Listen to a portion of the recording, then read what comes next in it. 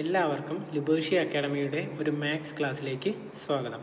നമ്മളിന്നിവിടെ എടുക്കാൻ പോകുന്ന ടോപ്പിക് എന്ന് പറയുന്നത് കലണ്ടറാണ്. അപ്പം നിങ്ങൾക്ക് എല്ലാവർക്കും അറിയാം, PSC UPSC പരീക്ഷകളിൽ കലണ്ടർ എന്ന് പറയുന്നത് ഏറ്റവും ഇമ്പോർട്ടൻ്റ് ആയിട്ടുള്ളൊരു ടോപ്പിക്കാണ്. എല്ലാ പരീക്ഷകളിലും മെയിനായിട്ട് ചോദിക്കുന്ന ഒരു ഏരിയയാണ് ഈ കലണ്ടറിൽ നിന്നുള്ളത്. അപ്പോൾ നമ്മൾ ഈ ക്ലാസ്സിൽ കലണ്ടറിൻ്റെ കുറച്ച് ബേസിക് ആയിട്ടുള്ള കാര്യങ്ങളായിരിക്കും ഡിസ്കസ് ചെയ്യുന്നത്. തുടർന്നുള്ള ക്ലാസ്സുകളിൽ നമ്മൾ ഇതിൻ്റെ കൂടുതൽ ക്വസ്റ്റ്യൻസ് ചെയ്യുന്നതായിരിക്കും. അപ്പോൾ എന്താണ് ഒരു കലണ്ടർ? അതാണ് നമ്മൾ ആദ്യം നോക്കാൻ പോകുന്നത്. അപ്പോൾ കലണ്ടറിൻ്റെ നോർമൽ കലണ്ടറും ലീപ്പ് ഇയർ കലണ്ടർ എന്താണെന്നാണ് ആദ്യം നമ്മൾ ഡിസ്കസ് ചെയ്യാൻ പോകുന്നത്. അപ്പോൾ നോർമലായിട്ടുള്ള ഒരു കലണ്ടറിൽ എത്ര ദിവസമാണ് കാണുന്നത്? 365 ഡേയ്സാണ് ഉള്ളതെന്ന് പറയുന്നത്. അതുപോലെ തന്നെ ലീപ്പ് ഇയർ ആകുമ്പോഴത്തേക്ക് അതിൽ എത്ര ദിവസം കാണും? 366 ഡേയ്സ് കാണും. അപ്പോൾ എന്താണ് ഒരു ലീപ്പ് ഇയർ, അല്ലെങ്കിൽ എങ്ങനെയാണ് ഒരു ലീപ്പ് ഇയർ ആയിട്ട് ഇത് മാറുന്നതെന്ന് നമ്മൾ ജസ്റ്റ് ഒന്നൊരു ജോഗ്രഫിയിലുള്ളതാണ്, എന്നാലും നമ്മളൊന്ന് ജസ്റ്റ് അറിഞ്ഞിരിക്കേണ്ടതുണ്ട്. അപ്പോൾ എർത്തിൻ്റെ റെവല്യൂഷൻ എത്രയാണ്? ഒരു റെവല്യൂഷൻ കംപ്ലീറ്റ് ചെയ്യാൻ എർത്തിന് 365.25 ദിവസം വേണം അല്ലേ? അത് നമുക്ക് ജോഗ്രഫിയിൽ പഠിക്കുന്ന ഒരു കാര്യമാണ്. പക്ഷെ നമുക്ക് അങ്ങനെ ഒരു കലണ്ടർ ചെയ്യാൻ പറ്റത്തില്ല, സെറ്റ് ചെയ്യാൻ പറ്റത്തില്ല. അപ്പോൾ നമ്മൾ ഈ ഒരു 365 ഈ 1/4 ദിവസം എന്ന് പറയുന്നത് 4 വർഷം കൂടുന്തോറും എടുത്തിട്ട് അതൊരു ഡേ ആക്കി നമ്മൾ നെക്സ്റ്റ് ഇയറിലേക്ക് ആഡ് ചെയ്യുകയാണ് ചെയ്യുന്നത്. അപ്പോൾ 4 വർഷം കൂടുന്തോറുമാണ് ഈ ഒരു ലീപ്പ് ഇയർ എന്ന് പറയുന്ന ഇത് നടക്കുന്നതെന്ന് പറയുന്നത്. അപ്പോൾ നിങ്ങൾക്കത് ചെയ്തിട്ടുണ്ട്, മനസ്സിലായെന്ന് ഞാൻ വിശ്വസിക്കുന്നു. അപ്പോൾ നോർമൽ കലണ്ടറിൽ 365 ദിവസം കാണും. അതേസമയം ഒരു ലീപ്പ് ഇയർ കലണ്ടറിൽ എത്ര ദിവസം കാണും? 366 ദിവസം കാണുമെന്ന് നിങ്ങൾക്ക് മനസ്സിലായെന്ന് വിചാരിക്കുന്നു. അപ്പോൾ നമ്മൾ ഇനി അടുത്ത നോക്കാൻ പോകുന്നത് എന്താണ്? ടൈപ്പ് ഓഫ് കലണ്ടേഴ്സാണ്. അപ്പോൾ നമ്മൾ മെയിനായിട്ട് PSC പരീക്ഷയിലായാലും UPSC പരീക്ഷയിലായാലും ചോദിക്കുന്ന ഏതാണ്? ഗ്രിഗോറിയൻ കലണ്ടറിനെ പറ്റിയിട്ടുള്ള ചോദ്യങ്ങളാണ് വരുന്നത്. എന്നിരുന്നാൽ പോലും നിങ്ങൾ ഏതിനെപ്പറ്റി? ശാഖാ കലണ്ടറിനെ പറ്റിയും അതുപോലെ തന്നെ മലയാള ഇറ കലണ്ടർ, അല്ലെങ്കിൽ നമ്മൾ കൊല്ലവർഷം എന്ന് പറയും, ആ കൊല്ലവർഷം കലണ്ടറിനെ പറ്റി നമ്മൾ അറിഞ്ഞിരിക്കേണ്ടതുണ്ട്. അപ്പോൾ ഇത് GK ആയിട്ട് ചോദിക്കാൻ പറ്റിയൊരു 2 ചോദ്യമാണ്. എന്നാണ് ശകവർഷ കലണ്ടർ അല്ലെങ്കിൽ ശാഖാ കലണ്ടർ സ്റ്റാർട്ട് ചെയ്തത് എന്നാണെന്നും, അത് കണക്ക് തന്നെ മലയാള ഇറ കലണ്ടർ അല്ലെങ്കിൽ പറയും മലയാളത്തിൽ കൊല്ലവർഷ കലണ്ടർ എന്നാണ് സ്റ്റാർട്ട് ചെയ്തതെന്നും നമ്മളൊന്ന് ജസ്റ്റ് ഒന്ന് അറിഞ്ഞിരിക്കേണ്ടതുണ്ട്. AD 78-ാം നൂറ്റാണ്ടിലാണ് ശാഖാ കലണ്ടർ അല്ലെങ്കിൽ ശകവർഷ കലണ്ടർ സ്റ്റാർട്ട് ചെയ്തത്. അതുപോലെ തന്നെ മലയാള ഇറ കലണ്ടർ അല്ലെങ്കിൽ കൊല്ലവർഷ കലണ്ടർ സ്റ്റാർട്ട് ചെയ്തത് AD 825-ലാണ്. അത് നിങ്ങൾ ബേസിക്കായിട്ട് അറിഞ്ഞിരിക്കേണ്ട ഒരു കാര്യമാണ്. ജസ്റ്റ് ഇവിടെ ഒന്ന് പറഞ്ഞേ ഉള്ളൂ.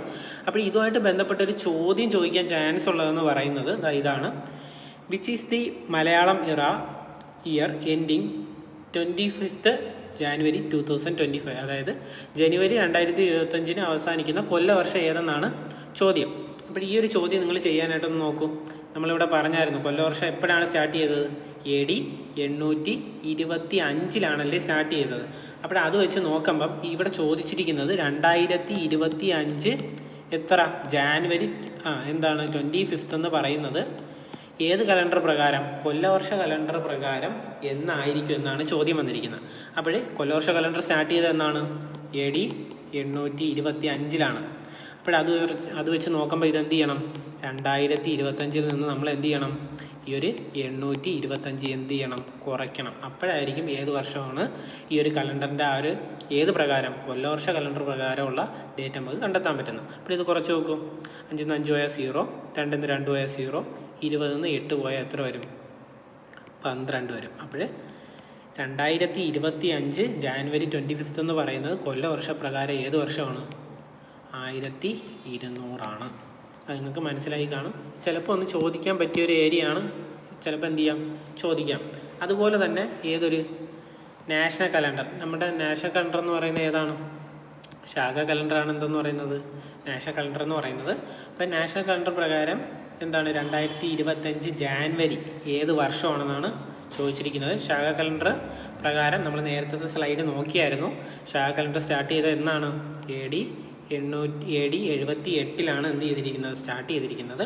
അത് പ്രകാരം ഈ ചോദ്യം നിങ്ങൾക്ക് ചെയ്യാൻ പറ്റുമെന്ന് ഞാൻ വിശ്വസിക്കുന്നു. എന്നാലും ഞാൻ ഒന്ന് ചെയ്ത് കാണിച്ചു തരാം.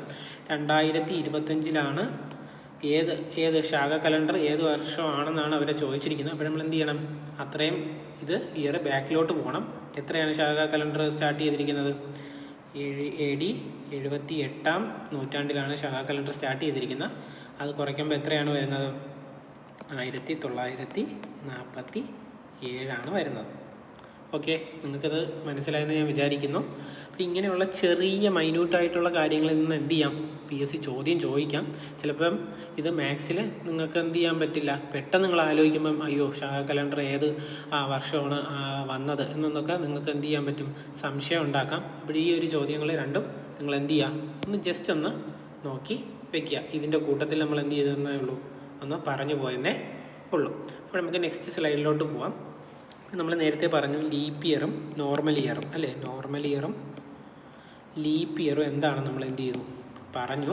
അപ്പോൾ നോർമൽ ഇയർ എന്ന് പറയുന്നത് 365 ഡേയ്സും അതുപോലെ തന്നെ ലീപ്പ് ഇയർ എന്ന് പറയുന്നത് 366 ഡേയ്സും ആണ് നമ്മൾ എന്ത് ചെയ്തിരുന്നു പറഞ്ഞത്. അപ്പോൾ ഇങ്ങനെ ചോദിക്കാം, ഇപ്പോൾ 2026 ഒരു ലീപ്പ് ഇയർ ആണോ, അല്ലെങ്കിൽ 2016 ഒരു ലീപ്പ് ഇയർ ആണോ, അത് കണക്ക് തന്നെ 2000 ഒരു ലീപ്പ് ഇയർ ആണോ എന്നൊക്കെ ഉള്ളൊരു ചോദ്യം അവരെന്ത് ചെയ്യാം, ചോദിക്കാം. അല്ലെങ്കിൽ ഇങ്ങനെ ചോദിക്കാം, താഴെ തന്നിരിക്കുന്നതിൽ ലീപ്പ് ഇയർ ഏതാണ്, അല്ലെങ്കിൽ ലീപ്പ് ഇയർ അല്ലാത്തത് ഏതാണ് എന്നൊക്കെ ഉള്ള ടൈപ്പ് ചോദ്യങ്ങൾ എന്ത് ചെയ്യാം, ചോദിക്കാം. അപ്പോഴത് നമ്മൾ എന്ത് ചെയ്യണം, അറിഞ്ഞിരിക്കണം. എങ്ങനെയാണ് ഒരു ഇയർ ലീപ്പ് ഇയർ ആവുന്നത് എന്ന് നമ്മൾ നേരത്തെ പറഞ്ഞായിരുന്നു. 4 വർഷം കൂടുന്തോറുമാണ് ഒരു ലീപ്പ് ഇയർ ഉണ്ടാവുന്നത്.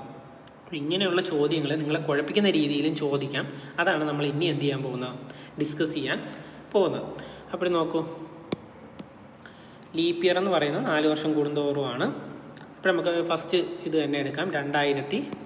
2016 ലീപ്പ് ഇയർ ആണോ, എങ്ങനെയാണ് അത് നോക്കുന്നത്?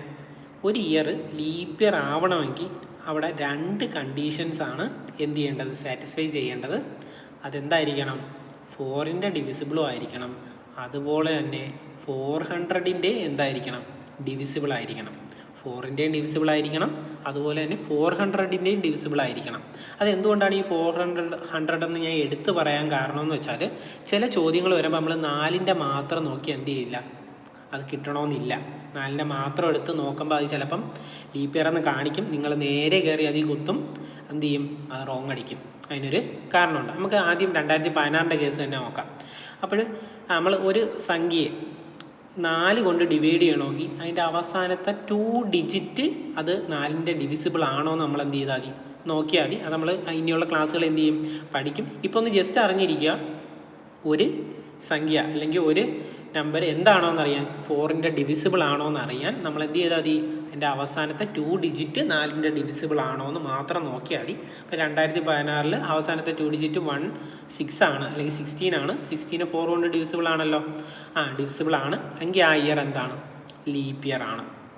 ഓക്കെ, അടുത്ത് ഞാൻ ഇപ്പോൾ ചോദിക്കുകയാണ്, 2024 ലീപ്പ് ഇയർ ആണോ, ലീപ്പ് ഇയർ ആണോ എന്ന് നോക്കാൻ എന്ത് ചെയ്താൽ മതി, അവസാനത്തെ 2 ഡിജിറ്റ് എന്ത് ചെയ്താൽ മതി, ഡിവിസിബിൾ ആണോ എന്ന് നോക്കിയാൽ മതി. അങ്ങനെ നോക്കുമ്പോൾ ഇതെന്ത് ചെയ്യും, ഡിവിസിബിൾ ആണ്. ഇനി നമ്മൾ പറയാൻ പോകുന്നതെന്ന് വെച്ചാൽ, ഇപ്പം 2000 അല്ലെങ്കിൽ സെഞ്ചുറികൾ വരുമ്പോഴത്തേക്ക് 1900 അല്ലെങ്കിൽ 1600 അങ്ങനെയുള്ള കേസുകളിൽ ലീപ്പ് ഇയർ ആണോ എന്ന് കണ്ടുപിടിക്കാൻ നമ്മൾ എന്ത് മാത്രം നോക്കിയാൽ പോരാ, 4ൻ്റെ ഡിവിസിബിൾ ആണോ എന്ന് മാത്രം നോക്കിയാൽ പോരാ, അവിടെ എന്തുവാണോ എന്ന് നോക്കണം, 400ൻ്റെ ഡിവിസിബിൾ ആണോ എന്നും കൂടെ എന്ത് ചെയ്യണം, നോക്കണം. നമുക്ക് 2000 നമുക്കറിയാം 4ൻ്റെ ഡിവിസിബിൾ ആണല്ലോ, പക്ഷേ അത് 400ൻ്റെ ഡിവിസിബിൾ ആണോ എന്ന് നോക്കണം. ഏത് വരുമ്പം സെഞ്ചുറിയുടെ കേസ് വരുമ്പോൾ നിങ്ങളത് നോക്കിയിരിക്കണം. അല്ലാതുള്ള വരുന്നതിൽ നിങ്ങൾ 4ൻ്റെ ഡിവിസിബിൾ ആണോ എന്ന് മാത്രം നോക്കിയാൽ മതി. പക്ഷേ സെഞ്ചുറീസ് വരുമ്പം നിങ്ങൾ 400ൻ്റെ ഡിവിസിബിൾ ആണോ എന്നും കൂടെ എന്ത് ചെയ്യണം, ചെക്ക് ചെയ്യേണ്ടതുണ്ട്. അപ്പോൾ നമുക്ക് വേറൊരു കേസ് നോക്കാം. 2000 നോക്കുമ്പോഴത്തേക്ക് 2000 എന്താണ്, 400ൻ്റെയും ഡിവിസിബിളാണ്, അതുപോലെ തന്നെ എന്തിൻ്റെയും ഡിവിസിബിളാണ്, 4ൻ്റെയും ഡിവിസിബിളാണ്. അപ്പോൾ അതെന്തുമാണ്, ഒരു ലീപ്പ് ഇയർ ആണ്. അതേസമയം 1900 നോക്കൂ, 1900 എന്ന് പറയുന്നത് 4ൻ്റെ ഡിവിസിബിൾ ആണോ, 4ൻ്റെ ഡിവിസിബിൾ ആണോ എന്ന് എങ്ങനെയാണ് നോക്കേണ്ടത്, നമ്മൾ അവസാനത്തെ 2 ഡിജിറ്റ് ഡിവിസിബിൾ ആണോ എന്ന് നോക്കിയാൽ മതി. ഇവിടെ എന്താണ് ഡിവിസിബിൾ ആണോ എന്ന് നമുക്കൊന്ന് നോക്കാം. 4 കൊണ്ട് ചെയ്യുമ്പോഴത്തേക്ക് 16 എന്ന് വരും, ശിഷ്ടം 3 എന്ന് വരും, 30 ആക്കും. അതിൽ എത്ര തവണ വരും, 7 4 28, ശിഷ്ടം 2, നമ്മൾ ആ 0 താത്തിറക്കുന്നു, 5 4 20. അപ്പോഴെന്താണ്, അത് 4ൻ്റെ ഡിവിസിബിളാണ്. നമ്മൾ പറഞ്ഞിട്ടുണ്ട് സെഞ്ചുറീസ് വരുമ്പോഴത്തേക്ക് എന്തും കൂടെ നോക്കണം, 400ൻ്റെ ഡിവിസിബിൾ ആണോ എന്നും കൂടെ നോക്കേണ്ടതുണ്ട്. അപ്പോൾ 1900 നമ്മൾ എന്ത് ചെയ്യണം, 400 കൊണ്ട് ഡിവൈഡ് ചെയ്ത് നോക്കണം അല്ലേ. 400 കൊണ്ട് ഡിവൈഡ് ചെയ്യുമ്പം ഈ 2 0 0 നമുക്ക് എന്ത് ചെയ്യാം, വെട്ടിക്കളയാം. 19ൽ 4 അടങ്ങുമോ? ഇല്ല. അപ്പോൾ എന്തല്ല, 1900 എന്തല്ല, ഒരു ലീപ്പ് ഇയർ അല്ല. മനസ്സിലായോ? അപ്പോൾ ഇതിൽ നമുക്ക് ഓവറോൾ എന്താണ് മനസ്സിലാക്കാൻ കഴിഞ്ഞത്? ഒരു ഇയർ ലീപ്പ് ഇയർ ആവണമെങ്കിൽ നമ്മൾ ആദ്യം എന്ത് ചെയ്ത് നോക്കും, 4ൻ്റെ ഡിവിസിബിൾ ആണോ എന്ന് എന്ത് ചെയ്യും, നോക്കും. നോർമൽ ഇയറുകളിലെല്ലാം നമ്മൾ 4ൻ്റെ ഡിവിസിബിൾ ആണോ എന്ന് മാത്രം നോക്കിയാൽ മതി. 4ൻ്റെ ഡിവിസിബിൾ ആണോ എന്ന് നോക്കാനുള്ള ഒരു എളുപ്പവഴി പറഞ്ഞു തന്നായിരുന്നു. എന്ത് ചെയ്യണം, ആ ഒരു ഡിജിറ്റിൻ്റെ അവസാനത്തെ 2 ഡിജിറ്റ് എന്താണോ എന്ന് നോക്കിയാൽ മതി. 4ൻ്റെ ഡിവിസിബിൾ ആണോ എന്ന് നോക്കിയാൽ മതി. അപ്പോഴത്തേക്ക് നമുക്ക് ലീപ്പ് ഇയർ ആണോ എന്ന് കണ്ടെത്താൻ പറ്റും. പക്ഷേ സെഞ്ചുറീസ് വരുമ്പോഴത്തേക്ക് നമ്മൾ ശ്രദ്ധിക്കേണ്ട കാര്യം, അവിടെ 4ൻ്റെ ഡിവിസിബിലിറ്റി മാത്രം നോക്കിയാൽ പോരാ, 400ൻ്റെയും കൂടെ എന്ത് ചെയ്യണം, നോക്കണം. ഇങ്ങനെയുള്ള ചോദ്യങ്ങൾ നമ്മൾ കുഴപ്പിക്കാനായിട്ട് അവർ ചോദിക്കും. അത് നമ്മൾ എന്ത് ചെയ്യണം, കൃത്യമായിട്ട് മനസ്സിലാക്കി വെച്ചിട്ട് അതിന് ഉത്തരം എഴുതാൻ ശ്രമിക്കണം. അടുത്ത ഇനി നമ്മൾ പറയാൻ പോകുന്നത്, ഇത് ഏറ്റവും ഇമ്പോർട്ടൻ്റ് ആണ്. കലണ്ടർ പഠിക്കുമ്പോൾ നമ്മൾ ഏറ്റവും കൂടുതൽ അറിഞ്ഞിരിക്കേണ്ട ഒരു ഏരിയയാണ് ഇനി നമ്മൾ പറയാൻ പോകുന്നത്. Odd days in a calendar. എന്താണ് odd days in a calendar എന്ന് നമ്മൾ അറിഞ്ഞിരിക്കണം. ഇത് ബേസാണ്. ഇത് പഠിച്ചു വെച്ചാലേ നമുക്ക് എന്ത് ചെയ്യാൻ പറ്റൂ, ബാക്കിയുള്ള മുന്നോട്ടുള്ള കലണ്ടറിൻ്റെ ക്വസ്റ്റ്യൻസ് എന്ത് ചെയ്യാൻ പറ്റും. അപ്പോൾ ഒരു ഇയർ എന്ന് പറയുന്നത്, ഒരു നോർമൽ ഇയർ എന്ന് പറയുന്നത് 365 ഡേയ്സ് ആണെന്നും ഒരു ലീപ്പ് ഇയർ എന്ന് പറയുന്നത് 366 ഡേയ്സ് ആണെന്നും നമ്മൾ എന്ത് ചെയ്തു, പഠിച്ചു വെച്ചു. ഇനി ഒരു വീക്ക് ഞാൻ ജസ്റ്റ് ഒന്ന് എഴുതിയിട്ടുണ്ടെന്നേ ഉള്ളൂ. ഒരു വീക്ക് എന്ന് പറയുന്നത് 7 ഡേയ്സ് ആണ്. അതുപോലെ തന്നെ ഒരു ഇയറിൽ, ഒരു നോർമൽ ഇയറിൽ 52 വീക്സും അല്ലാതെ ഒരു ഡേയും കാണും. ഇത്രയും കാണും, 52 വീക്സും പ്ലസ് 1 ഡേ. അതായത് നമ്മൾ ഓഡ് ഡേയ്സ് കണ്ടെത്തുന്നതെന്ന് വെച്ചാൽ, ഒരു വീക്ക് 7 ഡേയ്സ് അല്ലേ, 7 ഡേയ്സ് കഴിഞ്ഞ് എത്ര വരുന്നോ അതിനനുസരിച്ചാണ്. എന്ന് വെച്ചാൽ 7ൻ്റെ ഡിവിസിബിലിറ്റി റൂള് നോക്കി 7 കൊണ്ട് ഹരിക്കുമ്പോൾ ശിഷ്ടം എത്ര എണ്ണം വരുന്നോ അതാണ് ആ ഒരു ഡേയ്സിൻ്റെ എന്തെന്ന് പറയുന്നത്, ഓഡ് ഡേയ്സ് എന്ന് പറയുന്നത്. ഇപ്പം നമ്മൾ 365 ഡേ എടുക്കുകയാണ്. ഒരു ഇയർ എന്ന് പറയുന്നത് 365 ദിവസമാണ്. അതിന് നമ്മൾ എന്തുകൊണ്ട് നോക്കും, 7 കൊണ്ട് ഡിവിസിബിൾ ആണോ എന്ന് നോക്കും. 7 കൊണ്ട് ഹരിക്കുമ്പോൾ ശിഷ്ടം എത്ര വരുന്നെന്നാണ് നമ്മളിവിടെ നോക്കുന്നത്. അപ്പോൾ 7 5 35, ശിഷ്ടം 1 15 വരും. 2 7 14, ശിഷ്ടം 1. അതായത് ഇവിടെ 7 വീക്ക് എന്ത് ചെയ്തു, 52 വീക്ക് എന്ത് ചെയ്തു, കംപ്ലീറ്റ് ചെയ്തു. അതിനുശേഷം ഒരു ദിവസവും കൂടെ ഉണ്ട്. അതായത് 364 + 1 ഡേയ്സ് ആണ് ഇതിൽ വരുന്നത്. അപ്പോഴിവിടെ ഓഡ് ഡേയ്സ് ഒരെണ്ണമാണ്. അപ്പോഴൊരു ഇയർ എടുക്കുമ്പം അവിടെ ഓഡ് ഡേയ്സ് എത്ര എണ്ണമാണ് നമുക്ക് മനസ്സിലായി കാണും, 1 ഡേ ആണ്. അതായത് ഇവിടെ നമ്മൾ കലണ്ടർ പഠിക്കുമ്പം എപ്പോഴും മനസ്സിലാക്കി വെക്കേണ്ട ഇതെന്ന് പറയുന്നത്, ഒരു വീക്ക് വെച്ചിട്ടാണ് നമ്മൾ എടുക്കുന്നത്. 7 ഡേയ്സ് വെച്ചിട്ടാണ് എടുക്കുന്നത്. അത് കഴിഞ്ഞ് എത്ര ഡേയ്സ് വരുന്നു അതിനെയാണ് നമ്മളവിടെ ഓഡ് ഡേയ്സ് എന്ന് പറയുന്നത്. ഇത് നിങ്ങൾ എന്തായാലും മനസ്സിലാക്കി വയ്ക്കുക. ഇപ്പോൾ ഓഡ് ഡേയ്സ് എങ്ങനെയാണ് കണ്ടുപിടിക്കുന്നതെന്ന് മനസ്സിലായല്ലോ. നമ്മളിവിടെ 7ൻ്റെ മൾട്ടിപ്പിൾസ് വെച്ചിട്ടാണ് നോക്കുന്നത്. അത് കഴിഞ്ഞിട്ട് എത്ര ശിഷ്ടം വരുന്നോ അതിനെയാണ് അവിടുത്തെ എന്തെന്ന് പറയുന്നത്, ഓഡ് ഡേയ്സ് എന്ന് പറയുന്നത്. അവിടെ ഇനി നമുക്ക് എന്താ ലീപ്പ് ഇയറിൻ്റെ കേസും കൂടെ നോക്കാം. ലീപ്പ് ഇയറിൻ്റെ കേസ് എത്രയാണ്, 366 ഡേയ്സ് ആണ് ടോട്ടൽ ഉള്ളത്. അപ്പോൾ ഇവിടെ നമ്മൾ ഡിവിസിബിലിറ്റി റൂള് നോക്കുമ്പോൾ, അല്ലെങ്കിൽ ഡിവിസിബിൾ ആണോ എന്ന് നോക്കുമ്പോൾ 7 കൊണ്ട് ഡിവൈഡ് ചെയ്യുമ്പോൾ എത്രയായിരിക്കും, നേരത്തെ 1 വന്നെങ്കിൽ ഇവിടെ എത്രയായിരിക്കും, 2 ഡേയ്സ് ആയിരിക്കും എന്ത് ചെയ്യുന്നത്, ഓഡ് ഡേയ്സ് ആയിട്ട് വരുന്നത്. ഇത് നിങ്ങൾ എന്തായാലും പഠിച്ചു വയ്ക്കുക. ഓഡ് ഡേയ്സ് നോർമൽ ഇയറിൽ എത്രയായിരിക്കും ഓഡ് ഡേയ്സ് എന്ന് പറയുന്നത്, 1 ഓഡ് ഡേയ്സ് ആയിരിക്കും. അതുപോലെ തന്നെ ഒരു ലീപ്പ് ഇയർ ആകുമ്പോൾ അവിടെ 2 ഓഡ് ഡേയ്സ് ആയിരിക്കും. ഇതെന്ത് ചെയ്യുക, കറക്റ്റായിട്ടും പഠിച്ചു വയ്ക്കുക. ഏറ്റവും ഇമ്പോർട്ടൻ്റ് ആയിട്ടുള്ള ഇതാണ്.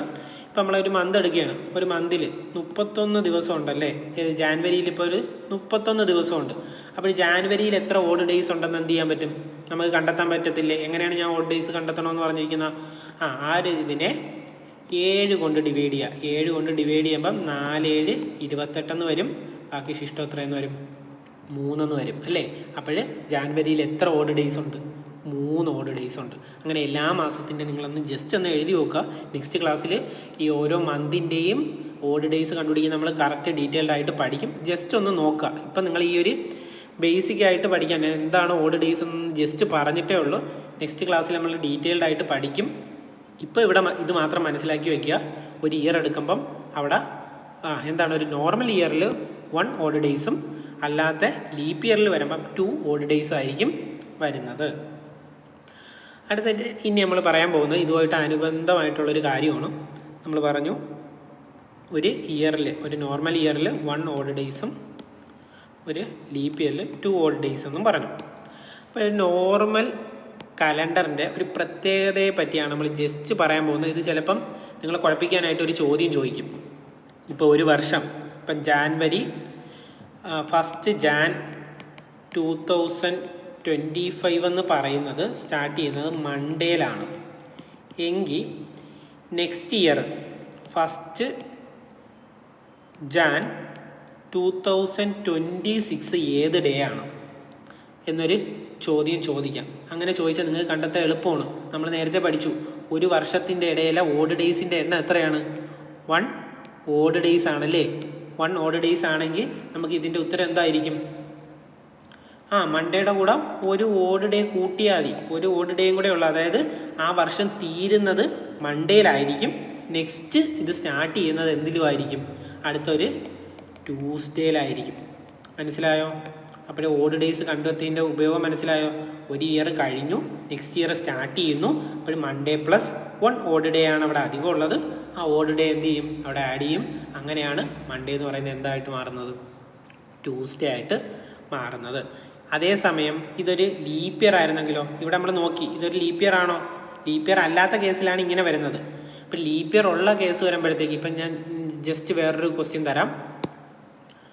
ഇപ്പം ചോദിക്കുന്നു 1 ജാൻ 2024 ഒരു സൺഡേ ആണെങ്കിൽ 1 ജാൻ 2025 ഏത് ഡേ ആണെന്നാണ് ചോദിച്ചിരിക്കുന്നത്. ഇവിടെ നോക്ക്, 2024 നിന്നാണ് എന്ത് ചെയ്യുന്നത്? 2025 വരുന്നത്. 2024 ഒരു ലീപ്പ് ഇയർ അല്ലേ? എങ്ങനെയാണ് ലീപ്പ് ഇയർ കണ്ടുപിടിക്കുന്നതെന്ന് പഠിപ്പിച്ചേ. 2024 അവസാനത്തെ 2 ഡിജിറ്റ് നോക്കിയാൽ മതി അല്ലേ? അവസാനത്തെ 2 ഡിജിറ്റ് 4ൻ്റെ എന്താണോ എന്ന് നോക്കുക, ഡിവിസിബിൾ ആണോ എന്ന് നോക്കുക. ഇവിടെ 24 4ൻ്റെ ഡിവിസിബിൾ ആണോ? ആണ് അല്ലേ? അപ്പോൾ അതിൽ നമുക്ക് മനസ്സിലാക്കി അതെന്താണ്? ഒരു ലീപ്പ് ഇയർ ആണ്. ഇപ്പോൾ ലീപ്പ് ഇയറിൽ എത്ര ഓഡ് ഡേയ്സ് ഉണ്ടെന്നാണ് ഞാൻ പറഞ്ഞത്? 2 ഓഡ് ഡേയ്സ് ആണെന്ന് ഞാൻ പറഞ്ഞ ഓർമ്മയില്ലേ? അപ്പോൾ ഈ ഒരു സൺഡേയുടെ കൂടെ നമ്മൾ എത്ര കൂട്ടണം? 2 ഓഡ് ഡേയ്സ് കൂട്ടണം അല്ലേ? അപ്പോൾ സൺഡേ, മൺഡേ, ട്യൂസ്ഡേ എന്ന് വരും അല്ലേ? ട്യൂസ്ഡേ എന്നല്ലേ വരുന്നത്? അപ്പോൾ അത് നിങ്ങൾക്ക് മനസ്സിലായി കാണുമല്ലോ. അപ്പോൾ ഇയർ വൈസ് വരുമ്പോഴത്തേക്ക് എങ്ങനെയാണ് നമ്മളൊരു ഡേ തന്നിട്ട് അടുത്ത വർഷം അതേ സമയം ഏത് ഡേ ആണെന്ന് കണ്ടെത്താനുള്ളത് മനസ്സിലായി കാണുമല്ലോ.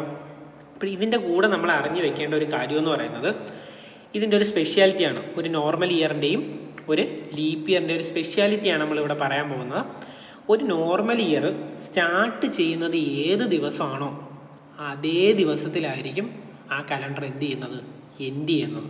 അതായത് ഇപ്പോൾ ഒരു കലണ്ടർ സ്റ്റാർട്ട് ചെയ്യുന്നത് 1 ജാൻ എന്ന് പറയുന്നത് മൺഡേ ആണെങ്കിൽ ഡിസംബർ 31 എന്ത് തന്നെയായിരിക്കും? മൺഡേ തന്നെ ആയിരിക്കും. അതാണ് ഒരു നോർമൽ കലണ്ടറിൻ്റെ കേസ് എന്ന് പറയുന്നത്. ഇത് നിങ്ങൾക്ക് വേണമെങ്കിൽ ചോദിക്കാം. പെട്ടെന്ന് ഒരു ഇതിൽ നിന്ന് നമുക്ക് ഉത്തരം കണ്ടെത്താൻ പറ്റും.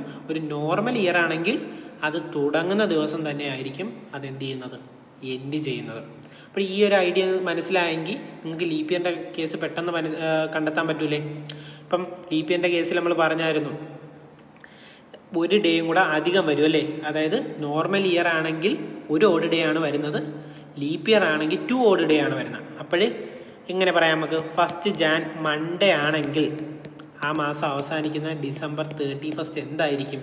ഈ മൺഡേയുടെ കൂടെ 1 ആഡ് ചെയ്യുന്നതായിരിക്കും. ഇവിടെ ഒന്നും ആഡ് ചെയ്യേണ്ട. അതായത് നോർമൽ കേസ് വരുമ്പോഴത്തേക്ക് 1 ജാൻ ഏത് ദിവസമാണോ അത് തന്നെ ആയിരിക്കും ആ മാസത്തിൻ്റെ ആ വർഷത്തിൻ്റെ അവസാന ദിവസം എന്ന് പറയുന്നത്. അപ്പോൾ ലീപ്പ് ഇയർ വരുമ്പോഴത്തേക്ക് എന്ത് ചെയ്യണം? ഒരു ഡേയും കൂടെ ആഡ് ചെയ്യണം. അപ്പോൾ മൺഡേ എന്ന് പറയുന്നത് എന്താവും? ട്യൂസ്ഡേ ആയിട്ട് മാറും. മനസ്സിലായോ?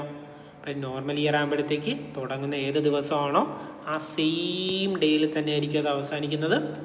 പക്ഷെ അതേപോലെ ലീപ്പ് ഇയറിലേക്ക് വരുമ്പോഴത്തേക്ക് തുടങ്ങുന്നത് ഏത് ദിവസമാണോ അതിനോട് ഒരു ഡേ കൂട്ടുന്നതായിരിക്കും ആ ഒരു കലണ്ടർ അവസാനിക്കുന്ന ദിവസം. ഓക്കെ, ഞാൻ ജസ്റ്റ് ഒന്നും കൂടെ ഒന്ന് പറയണോ? വേണ്ടി വരത്തില്ലെന്നോ? നിങ്ങൾക്ക് മനസ്സിലായില്ലെങ്കിൽ ഒന്നും കൂടെ ഒന്ന് കേട്ടു നോക്കുമ്പോൾ നിങ്ങൾക്ക് മനസ്സിലാവുന്നതായിരിക്കും. എന്തെങ്കിലും സംശയം ഉണ്ടെങ്കിൽ എന്ത് ചെയ്യുക? കമൻറ്റ് ബോക്സിൽ എന്ത് ചെയ്യുക? പറയുക. ഓക്കെ, ഞാൻ ജസ്റ്റ് ഒന്നും കൂടെ ഒന്ന് പറയാം. ഒരു നോർമൽ കലണ്ടർ വരുമ്പോഴത്തേക്ക് ഏത് ഡേയിലാണോ സ്റ്റാർട്ട് ചെയ്യുന്നത് അതേ ദിവസം തന്നെ ആയിരിക്കും ആ കലണ്ടർ അവസാനിക്കുന്നത്. ഒരു ലീപ്പ് ഇയർ വരുമ്പോഴത്തേക്ക് ഏത് ദിവസമാണോ ആ കലണ്ടർ തുടങ്ങുന്നത് അതിൻ്റെ പിറ്റേ ദിവസമായിരിക്കും ആ കലണ്ടർ എന്ത് ചെയ്യുന്നത് അവസാനിക്കുന്നതെന്ന് പറയുന്നത്. ഇപ്പോൾ നമുക്ക് അടുത്തതായിട്ട് ടൈപ്സ് ഓഫ് ജൂബിലീനെ പറ്റിയും കൂടെ ജസ്റ്റ് ഒന്ന് നോക്കാം. ഇതിൻ്റെ അകത്ത് നമ്മൾ കൂടുതലും ഇത് മാത്സിൽ അങ്ങനെ കൂടുതലായിട്ട് ചോദിച്ച് കണ്ടിട്ടില്ല. പക്ഷേ LDC പോലുള്ള പരീക്ഷകളിൽ ചിലപ്പോൾ എന്ത് ചെയ്യാം, അല്ലാതെ എന്ത് ചെയ്യാം, ഇതിൽ നിന്നുള്ള ചോദ്യങ്ങൾ എന്ത് ചെയ്യാം, ചോദിക്കാം. ജസ്റ്റ് ഒന്ന് അറിഞ്ഞു വെച്ചാൽ മതി. ഒരു വർഷത്തെ നമ്മൾ എന്തെന്നാണ് പറയുന്നത്, ആനിവേഴ്സറി അല്ലെങ്കിൽ വാർഷികം എന്ന് പറയും. 10 വർഷം കൂടുന്നതിന് ഡെക്കേഡ് അല്ലെങ്കിൽ ദശാബ്ദം എന്ന് പറയും. 25 വർഷത്തെ എന്തെന്നാണ് പറയുന്നത്, സിൽവർ ജൂബിലി. ഇതുകൊണ്ടൊന്ന് ജസ്റ്റ് ഒന്ന് നോക്കി വയ്ക്കുക. ഈ സിൽവർ ജൂബിലി, അത് കണക്ക് തന്നെ റൂബി ജൂബിലി, ഗോൾഡൻ ജൂബിലി, അങ്ങനെയുള്ളതെന്നൊക്കെ ആയിരിക്കും ചോദ്യങ്ങൾ എന്ത് ചെയ്യുന്നത് ചോദിക്കുന്നത്. കൺഫ്യൂഷൻ ഉണ്ടാക്കുന്നതാണ്. ഇപ്പോൾ 25 ഇയർ എന്ന് പറയുന്നത് സിൽവർ ജൂബിലിയാണ്. 40 ഇയർ എന്ന് പറയുന്നത് റൂബി ജൂബിലി. അതുപോലെ തന്നെ 50 ഇയർ എന്ന് പറയുന്നത് എന്താണ്, ഗോൾഡൻ ജൂബിലി അല്ലെങ്കിൽ സുവർണ ജൂബിലി എന്ന് പറയും. അതുപോലെ തന്നെ 60 ഇയർ, ഇത് ജസ്റ്റ് ചിലപ്പം ചോദിക്കാൻ ചാൻസ് ഉള്ളതാണ്. അതായത് നമ്മൾ ഈ 25, 50, 75 പഠിച്ചു നോക്കി. അപ്പോൾ ഇതൊരു കൺഫ്യൂഷൻ ഉണ്ടാക്കുന്നതാണ്. ഡയമണ്ട് ജൂബിലി എന്ന് പറയുന്നത് എത്രയാണ്, 60 ഇയർ കൂടുന്നതിനാണ് എന്തെന്ന് പറയുന്നത് ഡയമണ്ട് ജൂബിലി അല്ലെങ്കിൽ വജ്ര ജൂബിലി എന്ന് പറയുന്ന. 75 ഇയറിനെ പ്ലാറ്റിനം ജൂബിലി എന്ന് പറയും. 100 വർഷത്തെ എന്തെന്നാണ് പറയുന്നത്, സെൻറ്റനറി ജൂബിലി എന്നാണ് പറയുന്നത്, അല്ലെങ്കിൽ മലയാളത്തിൽ ശതാബ്ദി ജൂബിലി എന്ന് പറയും. 200 വർഷം വരുമ്പോൾ അതിൻ്റെ കൂടെ എന്ത് ചേർത്താൽ മതി, അല്ലെങ്കിൽ ബൈ ചേർത്താൽ മതി, ശതാബ്ദി എന്നാണ് പറയുന്നത്. അതുപോലെ തന്നെ 500 വർഷത്തെ എന്തെന്നാണ് പറയുന്നത്, ക്വിൻസെൻറ്റനറി ജൂബിലി എന്നാണ് പറയുന്നത്. കണക്ക് തന്നെ 1000 വർഷത്തെ എന്താണ്, മില്ലേനിയം. ഇതും കൂടെ ജസ്റ്റ് ഒന്ന് നോക്കി വയ്ക്കുക. 1000 വർഷത്തെ എന്തെന്നാണ് പറയുന്നത്, മില്ലേനിയം എന്നാണ് പറയുന്നത്. അതൊന്ന് ജസ്റ്റ് നോക്കി വയ്ക്കുക. നമുക്ക് മാത്സിൽ അങ്ങനെ കൂടുതൽ ചോദിക്കുമെന്ന് നമുക്ക് പറയാൻ പറ്റത്തില്ല. ബട്ട് LDC പോലുള്ള പരീക്ഷകൾ അല്ലാതെ എന്ത് ചെയ്യാം, ഈ ഒരു ഏരിയയിൽ നിന്ന് എന്ത് ചെയ്യാം, ചോദിക്കാം. ഓക്കെ, അപ്പോൾ ഇത്രയും കാര്യമാണ് നമ്മൾ ഇതിൻ്റെ ഒരു ബേസായിട്ട് പറയുന്നത്. നിങ്ങൾക്ക് മനസ്സിലായെന്ന് വിചാരിക്കുന്നു. എന്തെങ്കിലും സംശയം ഉണ്ടെങ്കിൽ കമൻറ്റ് ബോക്സിൽ ചോദിക്കുക. അപ്പോൾ ഇതിൻ്റെ PDF നമ്മൾ എന്ത് ചെയ്യും, ഗ്രൂപ്പിൽ നമ്മുടെ ലിബേർഷ്യയുടെ ടെലഗ്രാം ചാനലിൽ എന്ത് ചെയ്യും, അപ്ലോഡ് ചെയ്യും. അവിടെ നിങ്ങൾക്ക് ഡൗൺലോഡ് ചെയ്ത് വായിക്കാം. നിങ്ങൾക്ക് ഈ ഒരു ക്ലാസ് മനസ്സിലായിട്ടുണ്ടെന്ന് വിശ്വസിക്കുന്നു. നിങ്ങൾക്ക് എന്തെങ്കിലും സംശയം ഉണ്ടെങ്കിൽ ചോദിക്കാൻ മടിക്കരുത്. നമ്മുടെ ടെലഗ്രാം ചാനൽ വഴിയോ നിങ്ങൾക്ക് കമൻറ്റ് ബോക്സ് വഴിയോ എന്ത് സംശയം വേണമെങ്കിലും ചോദിക്കാം. നമ്മളതിന് റിപ്ലൈ തരുന്നതായിരിക്കും. അപ്പോൾ ഈ ഒരു വീഡിയോ നിങ്ങൾക്ക് ഇഷ്ടപ്പെട്ടെങ്കിൽ ലൈക്ക് ചെയ്യുക, സബ്സ്ക്രൈബ് ചെയ്യുക, നിങ്ങളുടെ കൂട്ടുകാർക്കും കൂടെ അയച്ചു കൊടുക്കുക. Okay, thank you.